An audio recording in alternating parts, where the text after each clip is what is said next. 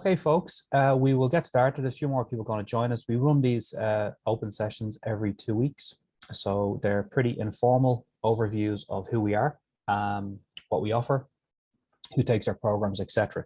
So just get on with the introductions. My name is Paul Munns. I'm the Corporate Account Manager with the Corporate Governance Institute, and my colleague Fergal O'Neill is also on the panel here today.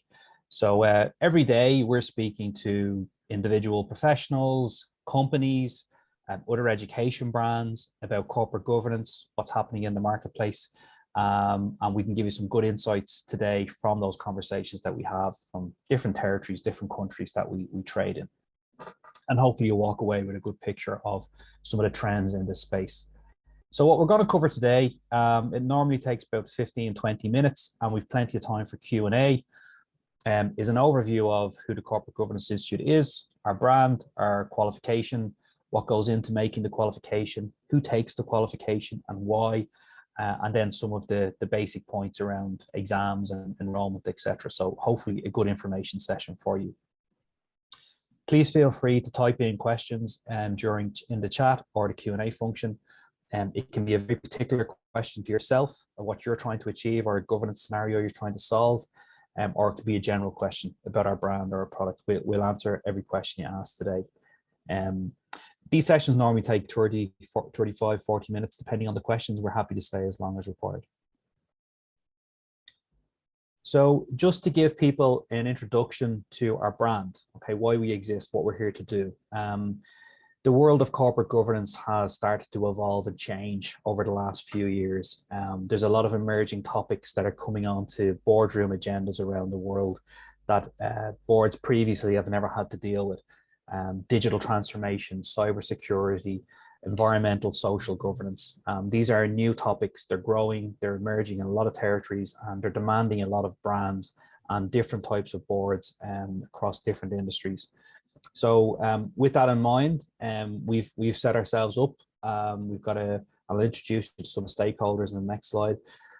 Really, to number one, try and democratize corporate governance and make it a more accessible area for professionals to understand what is corporate governance, what happens at the boardroom table, who sits at the boardroom table, why they sit there, what they're trying to achieve. Because don't forget, it's not just who's on the board, who's at the boardroom table, it's also the whole ecosystem around the boardroom table. So you have committees, you have executives, you have a lot of people who might be reporting in or producing.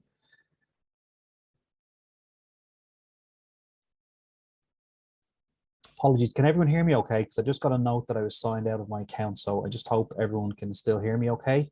Okay, good. Sorry about that. I just got a note that I was signed out. So again, I was just explaining the ecosystem. There's a lot of people involved in the overall governance picture, finance, risk, audit, commercial strategy, and these new areas of governance. So we've tried to democratize. We've also tried to put through a syllabus to codify and define what's involved in good governance, no matter where you are in the world. What are some of the things that should be happening around the boardroom table to ensure good results, that the individual stakeholders at boardroom level are protected, that they're compliant, that they're doing things in the best interest of themselves as directors, the organization that they're on the board for, representing, the stakeholders, the shareholders, general society, the customers. So there's a lot of stakeholders involved. So to be able to give people some clarity, definitions, codify what you need to have, that's important. So we've essentially established a code of practice for a professional anywhere in the world who wants to feel prepared to either move on to a board, improve their performance on existing boards, move on to more boards, or just be a better governance professional, depending on what area of governance they specialize in. So I suppose when you're trying to understand or do a bit of research on a piece of education or training, it's always good to do some due diligence and understand exactly who's behind a program, what's gone into the building of a syllabus, who validates, who verifies it, etc. Okay, so here are some of our, I suppose, authority touch points that you can review in your own time, and you can find this information on our website and do some research on it yourself. So we start with our co-founders. David Duffy is a governance practitioner, expert. David's devoted most of his career to be working in the world of corporate governance.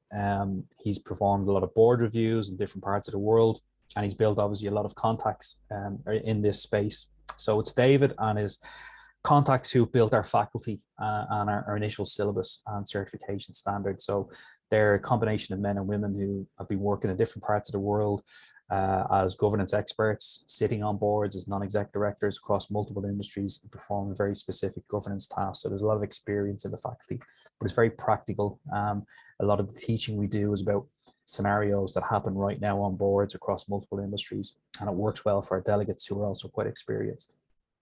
Anthony Quigley.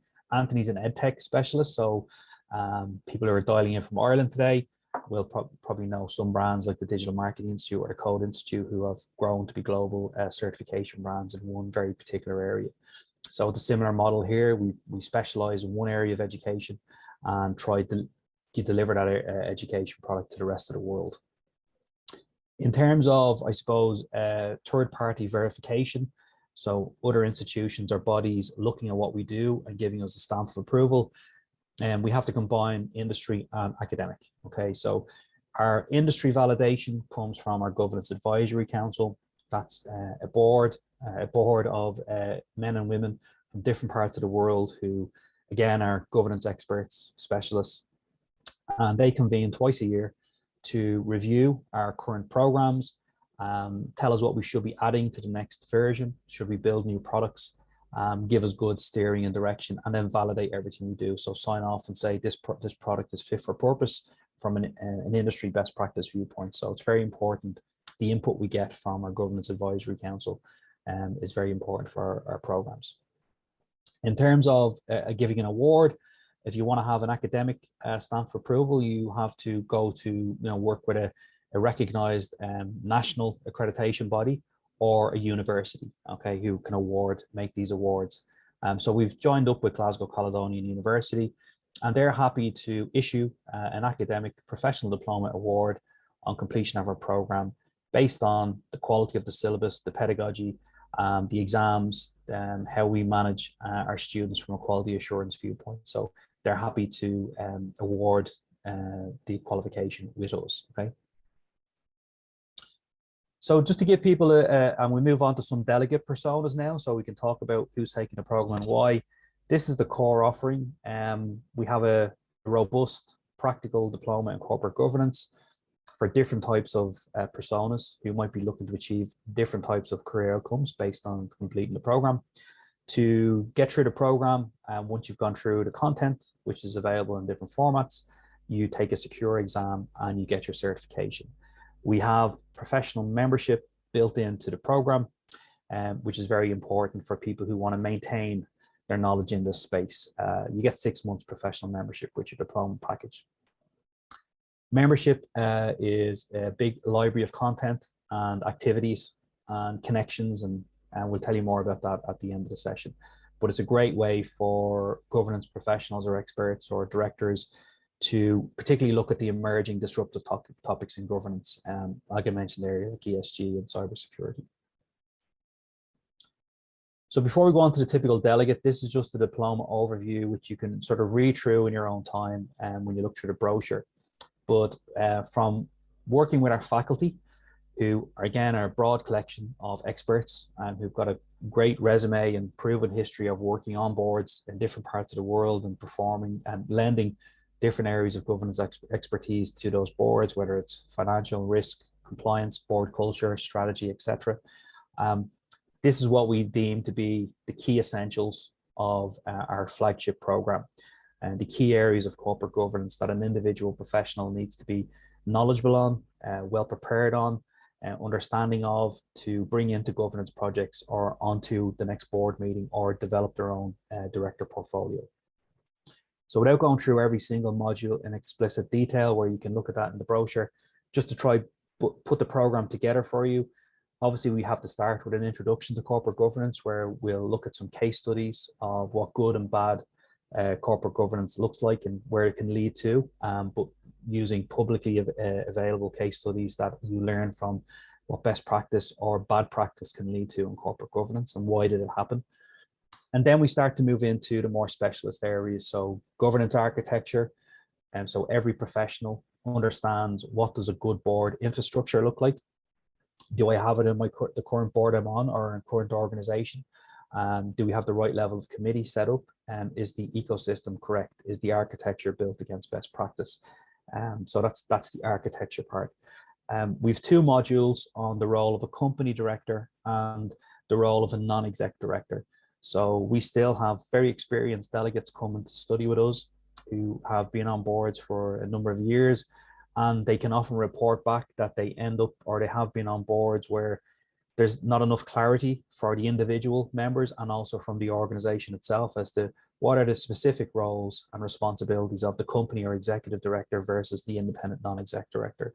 So we go into that in great detail in these modules. So no matter what side of the boardroom table you're on, you fully understand what your roles and responsibilities are, your personal risk, fiduciary duties, liabilities, and the organization itself, whether you're a company or a non-exec director. And we've some delegates who might be performing both tasks depending on the organizations they're involved in. Corporate culture, it's becoming a really important area at governance level. Again, from feedback from the market and talking to delegates, corporate culture, boards are now becoming more diverse. Most of the stock exchanges around the world are starting to take a much greater interest as to who is on the board of the listed companies and does that board have enough diversity. Diversity mainly is broken down of diversity of skills, but also within that you've got gender, age, ethnicity, all of those areas are in the culture and diversity piece. So it's been proven, most pieces of research, and particularly if you look at the US and the UK and other parts of the world, a more diverse board with the right level of skill sets and different areas of governance covered is generally a more successful board commercially. Okay, so that's what's driving a lot of the regulation that you'll start to see around the world that is encouraging with a sort of a carrot and stick approach to companies to broaden the scope of who's on their board right now. And that's where the opportunity can be for a new generation of directors to come in with new skills and fill some of those gaps that are at the boardroom table right now. So culture is very important. Areas like governance handbook and reporting, again, it's going back to fundamentals of good governance. Again, we get reports back from delegates in the program. Governance handbook can get overlooked sometimes, and maybe hasn't been updated for 2 to 3 or 4 or 5 years. So it's important because the governance handbook, that governs everything that happens at the boardroom table, and it only becomes a problem when there's a problem. So it's important that these systems are maintained and updated as governance best practice. So again, there could be multiple stakeholders who have responsibility for upgrading or updating the governance handbook, but it's important for everybody who's either directly on a board or in that ecosystem, they understand what a good governance handbook looks like. Again, it's de-risking and protecting the individuals and the organization. Reporting, obviously very, very important for boards to report efficiently and give good clarity and feedback, and board packs are professionally done. So reporting systems, generally speaking, company secretary and 1 or 2 other specialist stakeholders more interested in the reporting side, but it's important whether you're a chair or you're someone that's in the governance ecosystem to understand what good reporting looks like at board level. Now we're moving into some more specialist areas. Financial matters.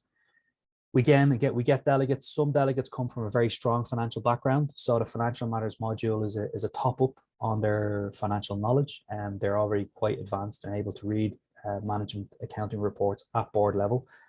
So financial matters is a top up for them, but probably a bigger percentage of professionals come from a different area, a different skill set, different business background where finance wasn't their primary responsibility. So we have for due diligence viewpoint, we have a responsibility to bring those stakeholders up to a certain level of competency so that they can feel comfortable reading financial reports at boardroom level or in and around boardroom level and giving good feedback, asking good questions, and understanding the broader financial health of the organization. So it's a very important module, but you're not at a disadvantage. If you have no financial background, the module is designed to take you from basic level or, working level knowledge of financial reports up to more advanced as required at board level. Risk, again, some people come from a pure risk background, so this is a top-up module for them. But again, if you're a professional or a board member where risk hasn't been a primary area of your previous career, again, it's like financial matters. It's designed to take you to a certain level of competency, so you feel comfortable measuring, talking about risk at the boardroom table. The last couple of modules, evaluating performance and strategy. So again, this ties into boards around the world becoming more dynamic, providing much greater insight into longer term strategy. So as these, emerging areas for boards of worry, or, areas they can't predict what's going to happen, like, technology and change transformation and environmental social governance. It's important that boards think more strategically and help the organization de-risk further into the future. So again, feedback from our delegates, we get a lot of C-level professionals who are migrating or transitioning into a director or a non-exec director career. Obviously, they have good strategic skills, but maybe before their strategy was more aimed at the year ahead, sometimes a 3-year plan. At boardroom level, you're trying to look further into the future. You have a bit more time to do more analysis and research. Again, you're trying to provide direction for the organization of different paths they may need to travel depending on what's going to happen in the future, and particularly with some of these disruptive areas. And evaluating performances, again, boards are becoming more almost like a business unit themselves. So they want to achieve things. They want to get resolutions made. They want to possibly work in a more dynamic fashion. So the evaluating performance module feeds into that. Okay. Just so some personas, so people can get a flavor of who takes the program. We have different buckets of delegates. The obvious one, we have practicing existing directors or non-exec directors who are already on boards. Why are they taking the program? They want to improve their performance. They want to get a piece of paper to validate their experience. They might be looking to expand their portfolio. They want to protect their position. There is increased, as I said, scrutiny from regulatory bodies, from stock exchanges, from government legislation, EU. There's different types of legislation where there is more focus on who's on a board and why, and what's their competency and qualification to be there. So existing directors are seeing this as an opportunity to protect their career into the future and be better at their job. Because they're doing the work, they find, of course, it really relates to what they're working on. We also get senior executive business leaders, C-level, who are already maybe on a board. A CEO might be there as a chair, or you might have a CFO who's working as a company secretary on the board. And they want to improve their governance knowledge, expand their governance knowledge, maybe contribute more, and possibly transition into a full-time board career over the next 12 to 18 to 24 months. Okay, and I see a question there which I'll answer at the end. We have some opinions from experienced non-exec directors about how you plot that path. We also get company secretaries, generally people who are slightly like in the mid-level career or further in their company secretary career. So again, they're looking to expand their governance knowledge and understand more about different areas of governance with a view to possibly moving on to a board themselves in the future, or just enhancing their company secretary career. I suppose the larger, or the increasingly larger delegate list comes from professionals who are working in and around areas of governance, and they have specific governance responsibilities. Could be in a risk area, could be in audit, could be in taxation, finance, could be in strategy. ESG, sustainable business, is starting to build its own business departments that might be reporting directly into boards. So we have a lot of professionals who want to get a governance qualification to maybe take on more responsibility in a current role, go up a level in the business, or go into or join a new company and take on more governance responsibilities. And again, the end picture, maybe at some point in the future, they may transition onto boards, or even do it in a part-time capacity. And that feeds into the aspiring directors. So a lot of what we teach is the practicalities of what happens at the boardroom table, but we also seem to be catering for a lot of people who are reporting into and working on governance strategies in particular areas that feed directly or indirectly into board matters. So that's the ecosystem of who we train and certify. We generally attract experienced, well-established business professionals who are quite good quality delegates. So you'll find interaction with peers is of a high quality nature. There's a lot of really good interactions, and we have different formats in the course, which I'll take you through now.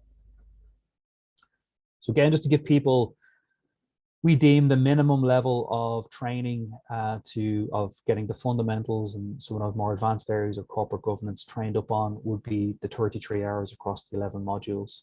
There's different formats, which I'll take you through shortly.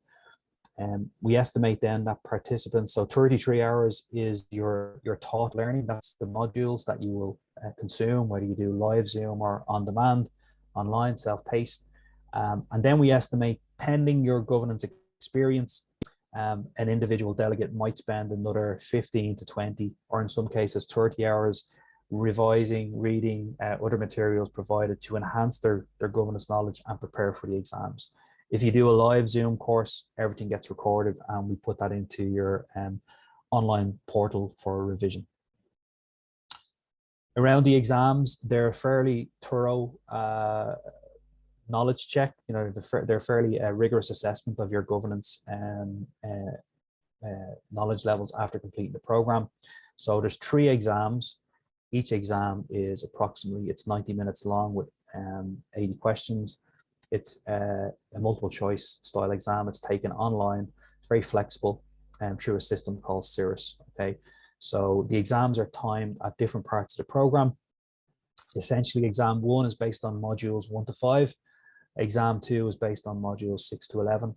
And the final exam is based on, it's more related to case studies that we teach during the program and throughout each syllabus. So there's a bit of continuity there.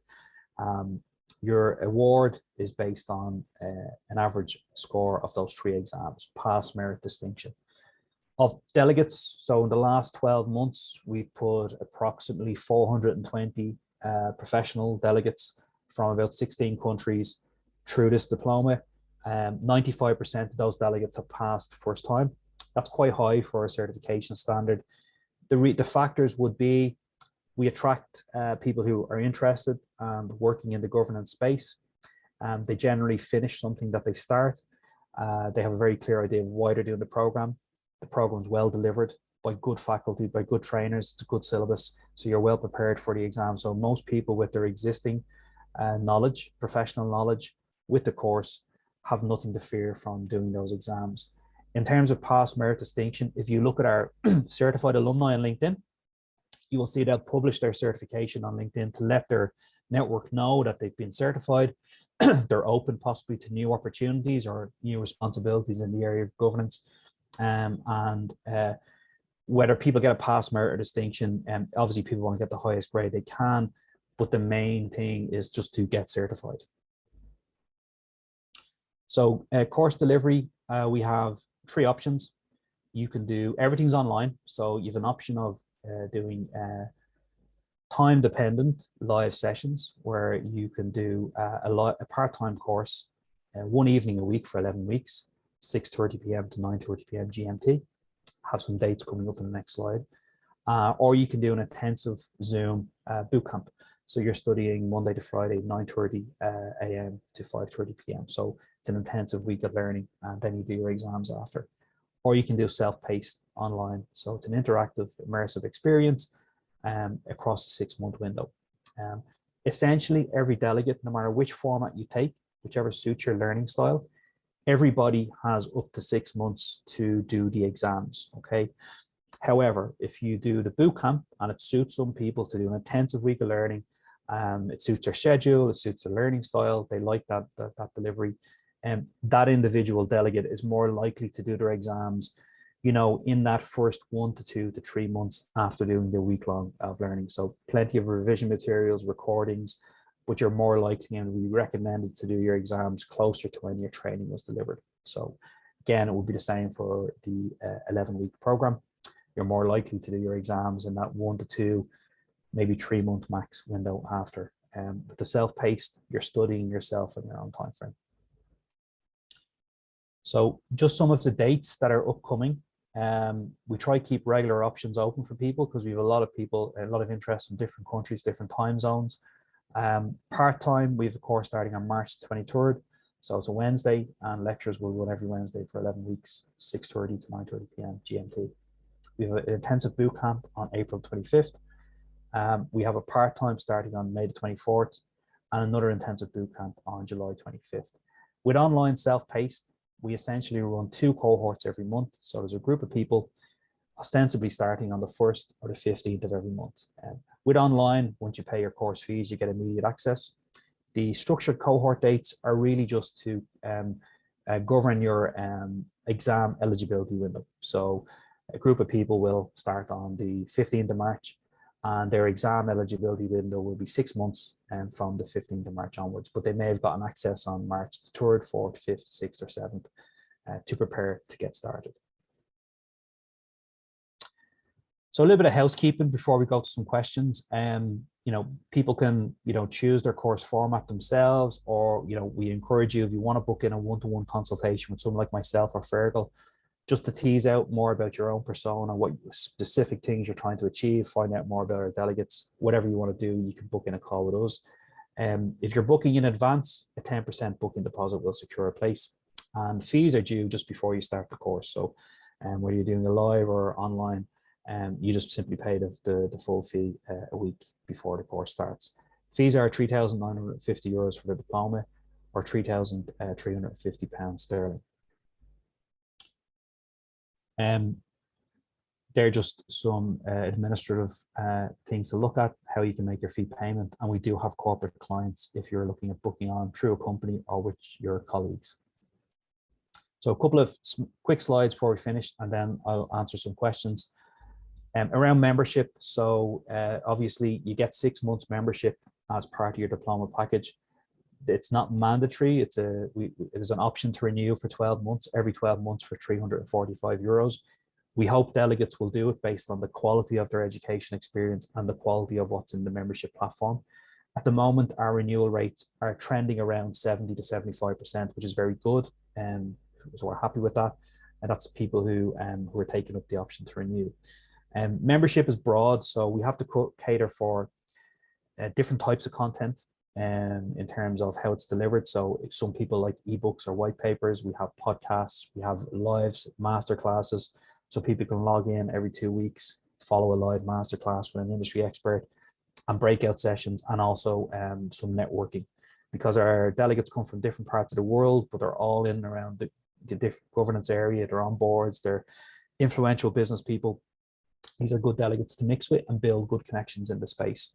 So we're trying to facilitate that as much as possible with this, growing global online community through lots of content and keeping it very regular.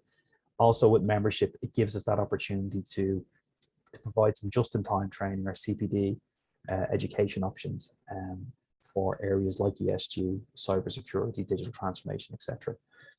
We also have an option in our members directory where when you get certified, if at any point you want to make yourself available to go on to boards in the future and you'd like controlled access from specialist recruiters in the space, we have that functionality built in also.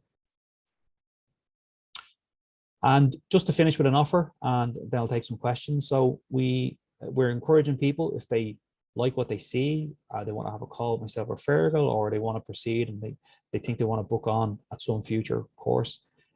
We have what we call some elective modules being published, launched for the very first time from the 1st of April onwards. So again, these are enhancements. They're not part of the core diploma program, but they are emerging topics for governance professionals and board members. So we're giving people, an option to add one of these at no extra cost. These will retail at €495 as a standalone piece of training. There's no exams, so it's not a certification. It's more of a CPD, certificate of completion type scenario.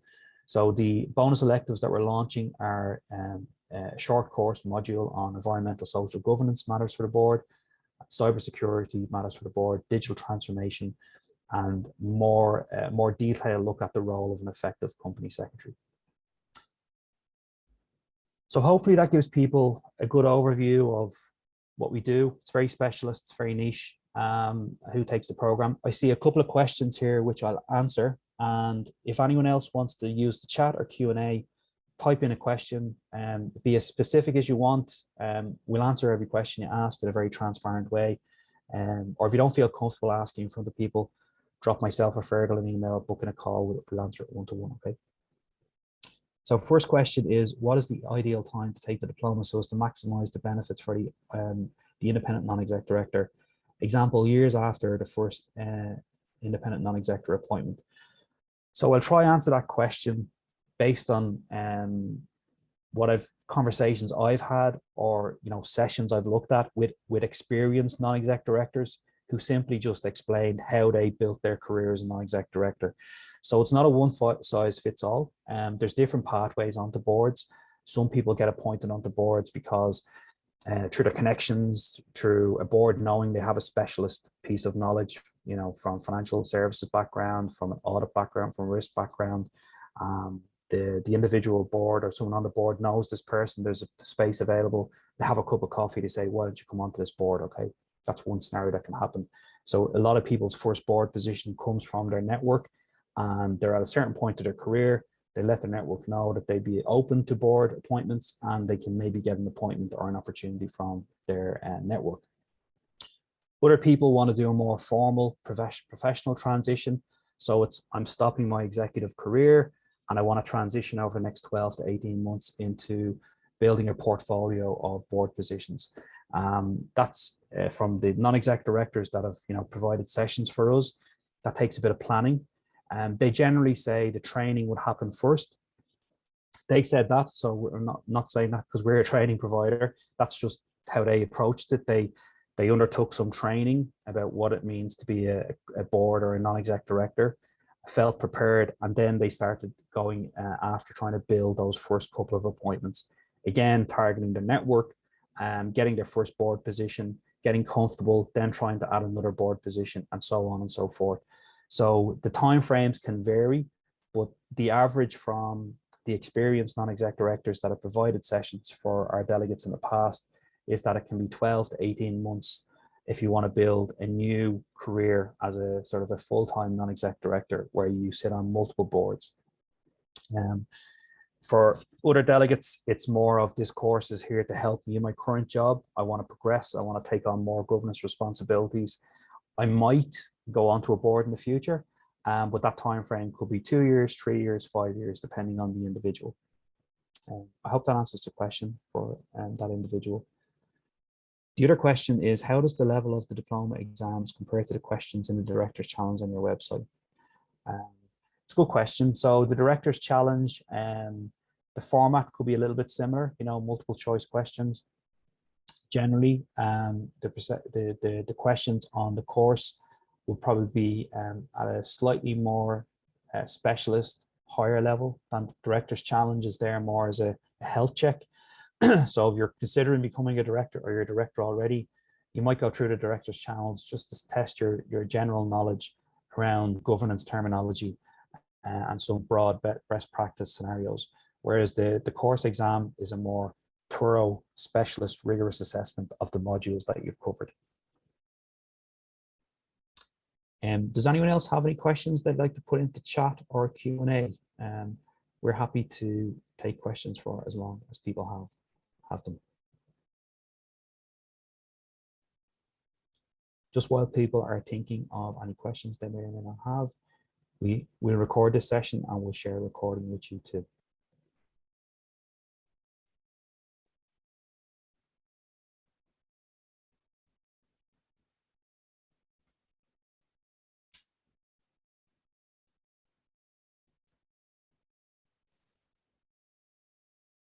Okay, so another question, do the fees include VAT?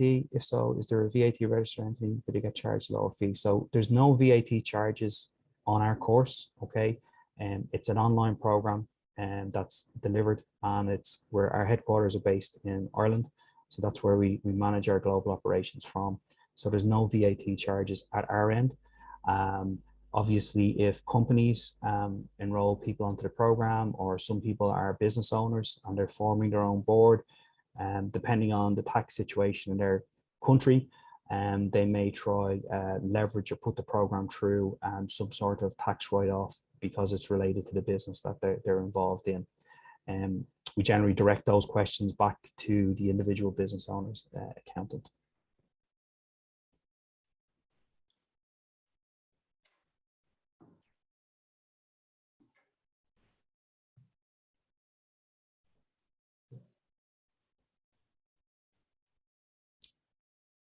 So another very good question here. How often do you see a diploma in corporate governance required for board positions? So it's a really good question. If we take the UK as an example, our estimations and reports and analysis of the market would be of the directors across the UK who are on boards right now, possibly only 10 or 11% have a formal qualification in corporate governance. So that's a market correction that we're part of the solution to try solve that. So right now, that means about 90% of directors across boards in the UK don't have a formal governance qualification. Is it stopping some of them doing a good job? No, they're probably doing an excellent job. But as regulation tightens, as best practice de-risking, financial institutions, investors around the world. So all of the move towards improving corporate governance, and particularly, understanding these new disruptive topics, it's leading more towards a piece of certification being preferred, or de-risking potential future board members or training existing ones. So a lot of what we offer is looking at where the market's going to go. And right now, there are people being appointed to the boards all over the world who may or may not have a formal qualification. Is that good practice? It depends. It depends on who's doing the recruiting, the level of experience the individual has. But the reason why professional certification comes into any industry is that it ultimately de-risks the industry. It provides more of a meritocracy, and it provides some security that individuals have been well trained and prepared for the role they're about to go on to. And we don't really see board positions as being any different. And again, the feedback from the market is even experienced directors who are taking the program, they're happy they've done it. It makes them feel more confident about the next 5 or 10 years of their career as a board member, and they feel more prepared for some of these new topics that are starting to come across the agendas of the boards that they're on.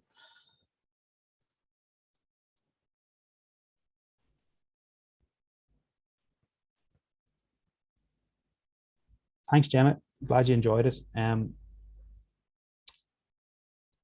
So our expenses typically covered for international directors, travel and meetings are held face to face. Again, very good question.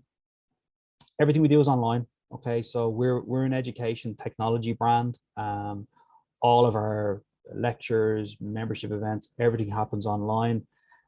So we're offering a very, very particular option to the global professional. And again, the delegate who comes to us is looking for something that they can study in a certain time frame at a certain price point, and it gets them to where they want to get to at the end of the learning experience. So it's not in our model at the moment to do any live physical events. It's not to say as we expand, we've just about to sign some strategic partnerships in some territories where other brands are going to offer our programs to professionals in those territories. It's possible that there could be some physical events to complement those partnerships in different cities around the world, but it's not a formal official part of our brand at the moment. So that's how we manage our international community. Everything's online. It's using the best of new technology to let people study and get information as and when they need it. Hope that answers the question for you.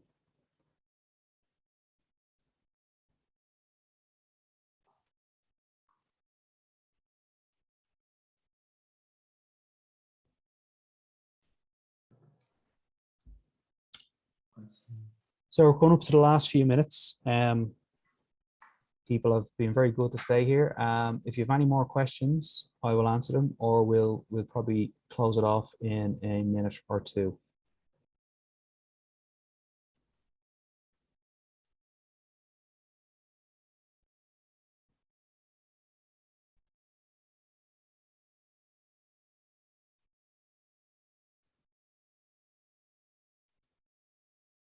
Okay, I'm going to thank everyone for attending today.